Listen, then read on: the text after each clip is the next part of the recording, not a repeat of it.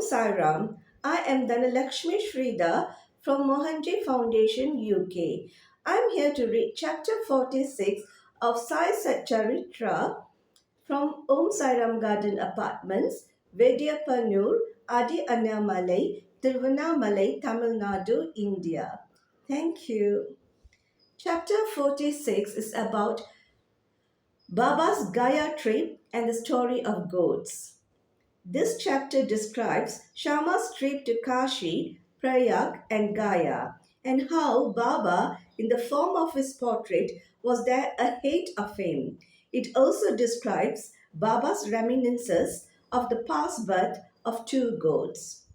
Preliminary. Blessed, O Sai, are your feet, blessed is your remembrance, and blessed is your darshan, which liberates us from the bond of karma. Though your form is invisible to us now, still, if the devotees believe in you, they get living experiences from you. By an invisible and subtle thread, you draw your devotees from far and near to your feet and embrace them like a kind and loving mother. The devotees do not know where you are, but you so skillfully pull the wires that they ultimately realize that you are behind them to help and support them. The intelligent, wise, and learned folk fall into their pit of the sansar on account of their egoism. But you save by your power the poor, simple, and devout persons. Inwardly and invisibly, you play all the game, but show that you are not concerned with it. While you do things, but pose yourself as a non doer. Nobody ever knows your life. The best course, therefore, for us is to surrender our body, speech, and mind at your feet, and always chant your name to destroy our sins. You fulfill the wishes of the devotees, and to those who are without any desire, you give bliss supreme. The chanting of your sweet name is the easiest sadhana for devotees. By this sadhana, our sins, rajas, and tamas qualities will vanish. The sattva qualities and righteousness will gain predominance, and along with this, discrimination, dispassion, and knowledge will follow. Then we shall abide in ourself and our Guru, who are one and the same. This is what is called complete surrender to the Guru. The only sure sign of this is that our mind gets calm and peaceful. The greatness of this surrender, devotion, and knowledge is unique for peace, non attachment, fame, and salvation, etc., come in its wake.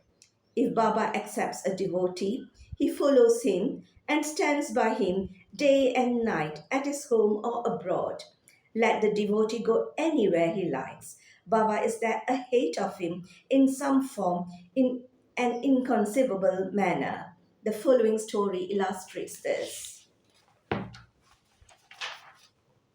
Gaya trip. Some time after Kaka Sahib Dixit was introduced to Sai Baba, he decided to perform the threat Upanayan ceremony of his eldest son son Bapu at Nagpur. At about the same time, Nana Sahib Chandokar decided to perform the marriage ceremony of his eldest son at Gwalior. Both Dixit and Chandokar came to Shirdi and lovingly invited Baba for these functions. Baba asked them to take Shama as his representative. When he was pressed to come in person, Baba told them to take Shama with them and said, after doing Banaras and Prayag, we would be ahead of Shama. Now mark these words, for they show Baba's all pervasiveness. After taking the permission of Baba, Shama decided to go to Nagpur and Gwalior for these functions and ceremonies, and then to Kashi, Prayag, and Gaya. Appa Kote made up his mind to accompany him. They both went first to Nagpur for the thread ceremony. Kaka Sahib Dixit gave Shama 200 rupees for his expenses. Then they went to Gwalior for the marriage ceremony. There, Nana Sahib Chandokar gave Shama 100 rupees and his Vai relative, Mr. Jatar, gave him also 100 rupees. Then Shama went to Kashi and then to Ayodhya. He was well received in Jatar's beautiful temple of Lakshmi Narayanan at Kashi, Varanasi or Banaras, and in the Ram Mandir at Ayodhya by Jatta's manager. They, Shama and Kote, stayed for 21 days in Ayodhya and 2 months in Kashi, Banaras. Then they left for Gaya. In the train, they felt little uneasy on hearing that Plug was prevailing in Gaya. At night, they alighted at Gaya station and stayed in the Dharmasala. In the morning, the Gaya Wala, the priest who arranges for the lodging and boarding of the pilgrims, came there and said, "The pilgrims have already started. You better make haste." Shama casually asked him whether there was plug in Gaya. "No," said the Gayawala.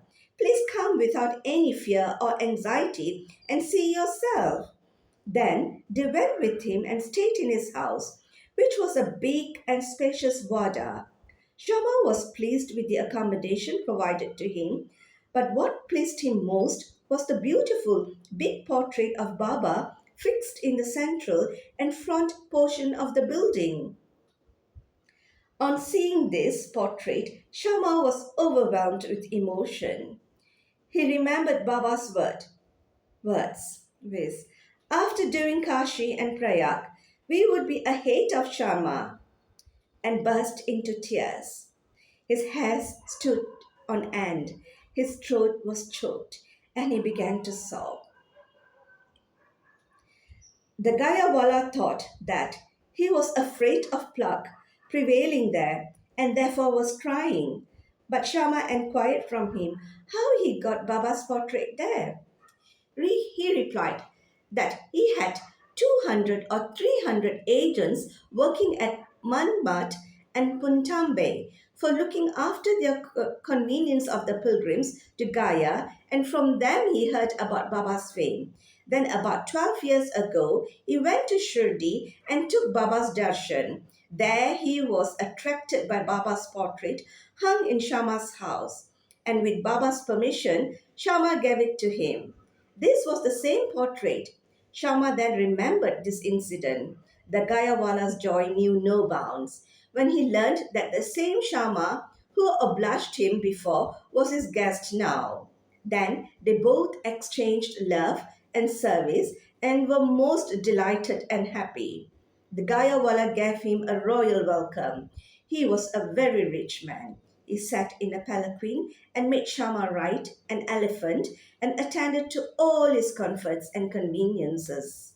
The moral of the story is that Baba's words came out true to the letter, and unbounded was his love towards the devotees. But leave this aside. He also loved all creatures equally, for he felt that he was one with them. The following story will illustrate this. Next is about two goats. Baba was once returning from Landi when he was a flock of goats. When he saw a flock of goats, two of them attracted his attention. He went to them, caressed and fondled them, and bought them for 32 rupees. The devotees were surprised at this conduct of Baba. They thought that Baba was duped in this bargain, as the goats would fetch rupees 2 each, or at the most 3 or 4 each, i.e., 8 rupees for both. They began to take Baba to task for this, but Baba kept calm and cool. Shama and Tatya Kote asked Baba for an explanation. He said he did not care to store money as he had no home or family to look after. He asked them to purchase at his cost of 4 seers of dal lentil and feed the goats. After this was done, Baba returned the goats to the owner of the flock and gave out the following reminiscences and story of the goats. Oh, Shama and Tatya, you think that I've been deceived in this bargain? No, listen to their story. In their former birth, they were human beings and had the good fortune to be with me and sit by my side. They were uterine brothers, loving each other initially, but later on they became enemies. The elder brother was an idle fellow, while the younger one was an active chap and earned a lot of money. The former became greedy and jealous and wanted to kill his younger brother and take away his money. They forgot their fraternal relations and began to quarrel with each other. The elder brother resorted to many devices to kill his younger brother, but all his attempts failed.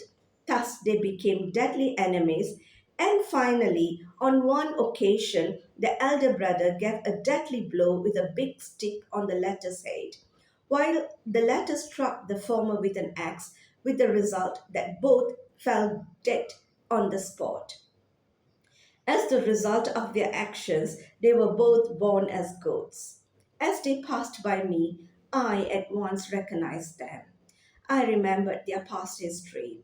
By taking pity on them, I wanted to feed them and give them rest and comfort, and for this reason I spent all the money for which you blame me. As you did not like my bargain, I sent them back to their shepherd.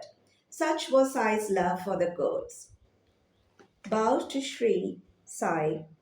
Peace be to all. Thank you, Baba, for your grace.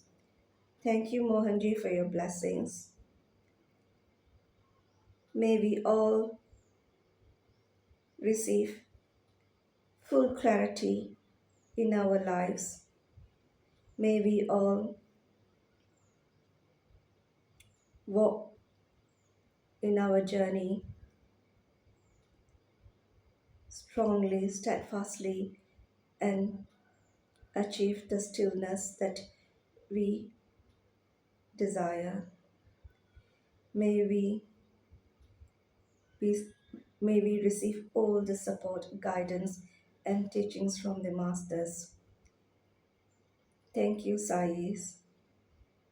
Thank you, Mohanji Foundation UK. Thank you, Mohanji Angels. Thank you.